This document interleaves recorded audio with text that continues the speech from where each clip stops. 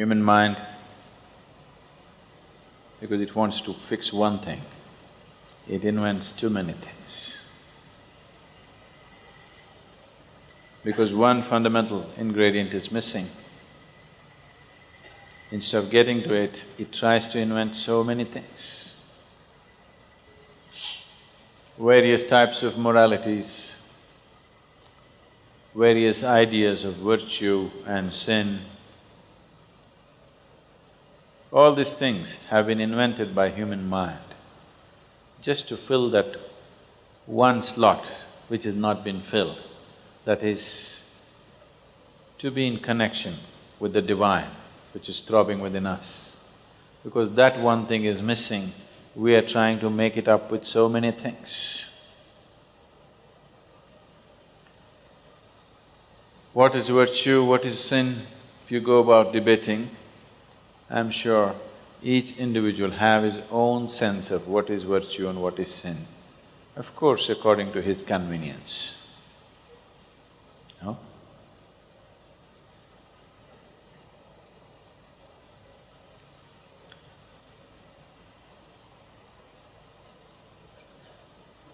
All this is just a circus that the mind is doing simply because the conscious contact with that which is the basis of who you are has not been established. Because to cover that one lacking, we have invented so many things.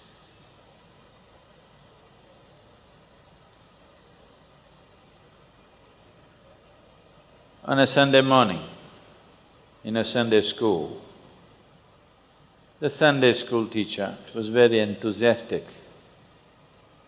and he wanted the little tiny tots who were before him to get something that day. So he was talking about virtue. And then he said, "Today as I was coming to the church, I saw two people beating up a donkey very badly. I went and saved this donkey from the beating. What virtue is that?" So a little boy in the back row stood up and said, "Brotherly love."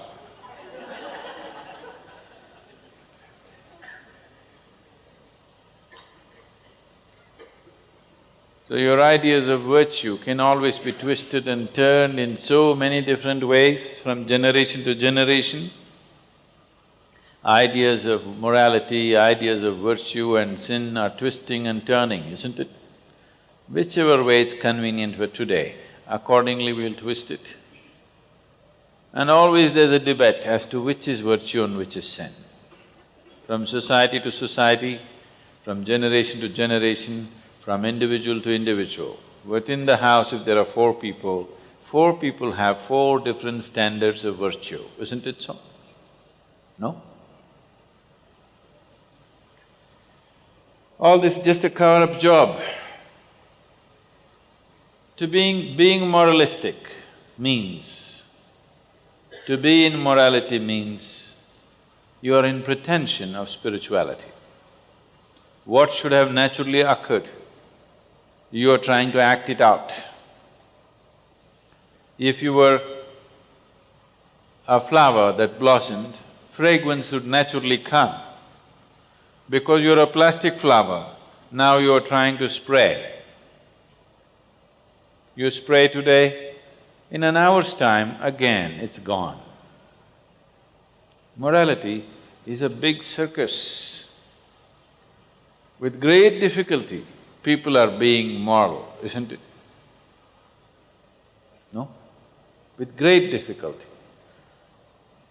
And those of them who are successful in being moralistic, those people who are 100% correct in their morals, one thing that's happening with them is nobody wants to be around them.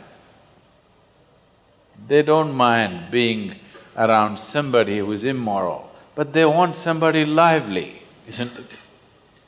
Totally moral and lifeless, nobody wants to be with them. Please see, the more an individual person thinks that he is a good person, I am good, I am good, I am good, nobody wants to be with him. Because this idea of what is morality, what is virtue, what is sin, is essentially coming in comparison with somebody else. How do I come to a conclusion that I am a good man? He is not okay. Yes? Not okay. She is not okay, he is not okay, she is not okay, he is not okay, he is not okay, he is not okay. Compared to all these people, I am a good man. If I do not make any judgments about any of these people, then there is no basis for me to call myself a good man or a bad man. The more good you think you are, the more you will find nobody is okay.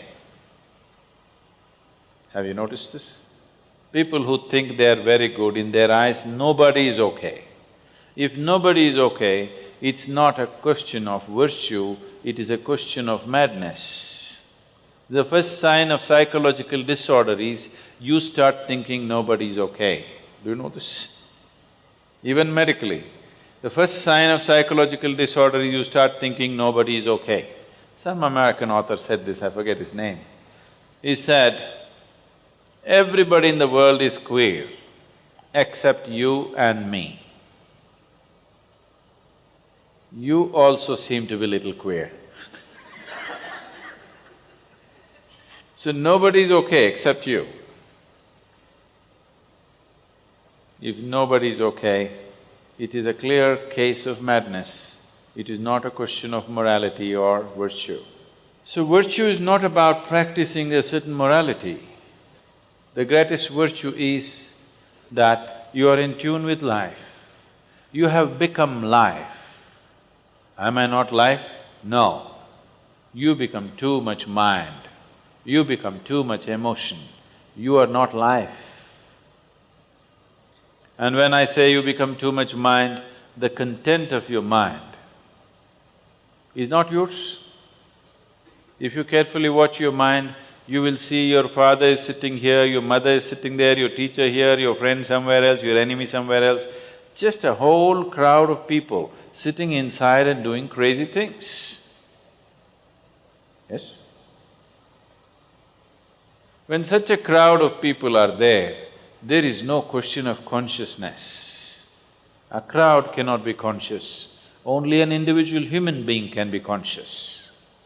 If you carry a crowd of people in your head, the chances of you being conscious are super remote. So the whole process, the spiritual process, is about shifting from being a mental activity to being a life process. Are you a life with a mind, or you a mind with life attached? Let's decide this. Huh? Are you a life with some mental capabilities, or are you a mind with a little bit of life attached? You're alive, isn't it? A very enthusiastic biology teacher saw a very unenthusiastic classroom full of children, so he wanted to do something. So, he went, stood on his head in the class, on top of the table, and he stood there like this, on top of his head, and children got interested and they were all looking. Then he said, staying on his head, "Can you see my face is getting all red?" They said, "Yes." Then he got off and then he said, "See, when I stand on my head, all the blood moves into my head region and my face gets red. But when I stand on my feet, it does not happen. Why?" Why? One little boy stood up and said, "Because feet ain't empty."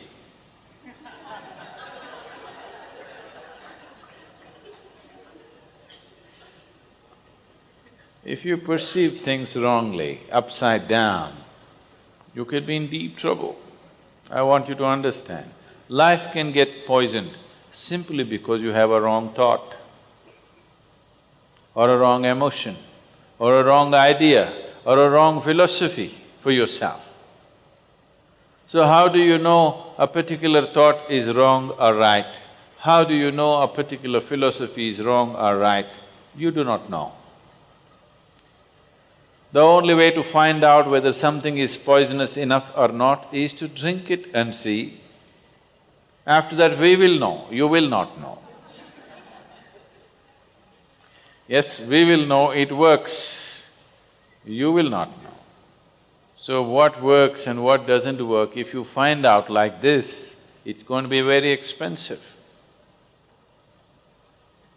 The best thing is to allow the intelligence of the life to function, not take in inputs from too many people and too many things. This life, is it a complete life by itself or is it a half a life? What do you think?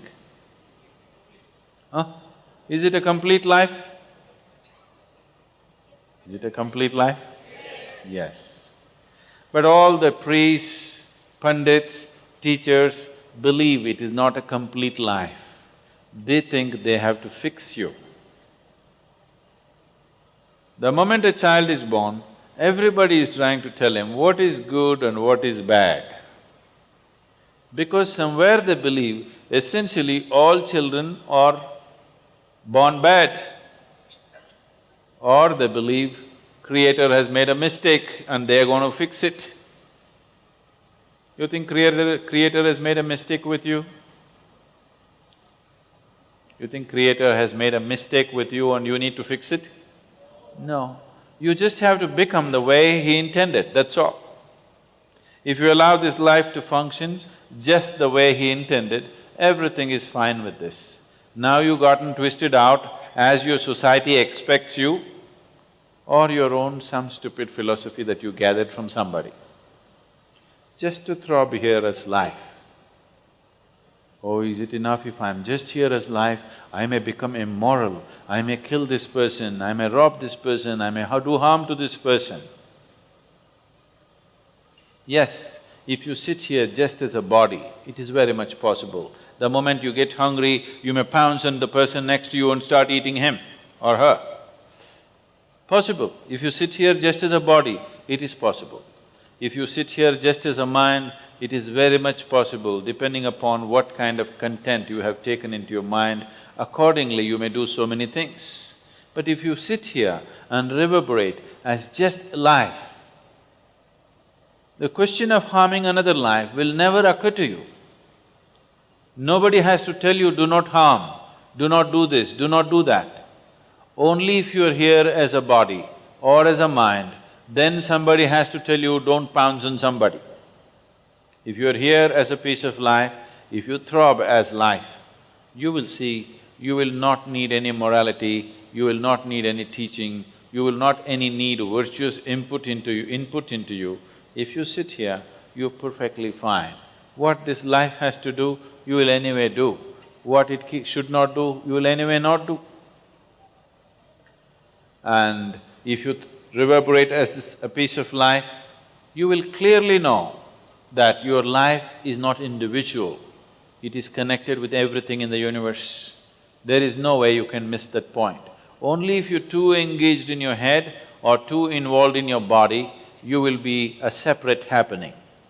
If your involvement is with the life process, not with the physical process, not with the psychological process, if you're not identified too much with the physical process and the psychological process, if you're simply sitting here as a life process, you cannot miss the point that there are no borders for your life process. It is happening from everywhere.